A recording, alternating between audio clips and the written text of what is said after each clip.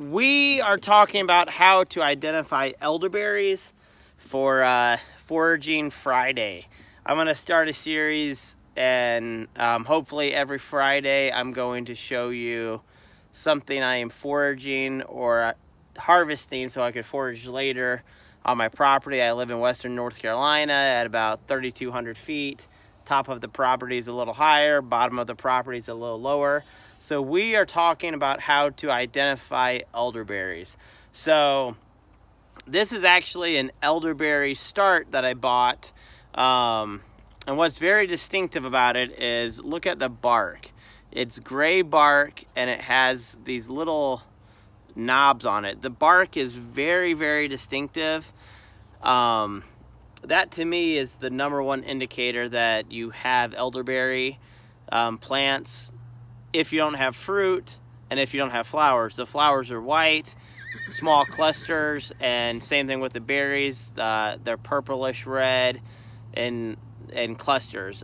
But you're not always going to have those flowers to identify your plant. You're not always going to have those berries. So for me, the number one way to identify an elderberry plant is by the bark.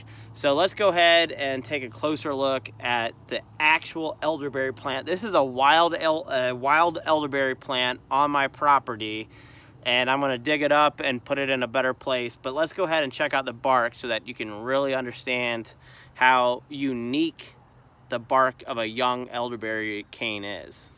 It's very distinctive bark. Probably a better shot. It's getting pretty dark. Very distinctive bark. The next thing I'm going to show you is a close-up of the leaves. So the leaves are compound leaves, and as you can see, the leaves are opposite. So this leaflet, the leaves are opposite, and they have small tooths and veins. So these are the leaves again of the elderberry plant. But really the best way to identify an elderberry plant when there aren't flowers or fruit is by the very distinctive bark. At least I think it's very distinctive.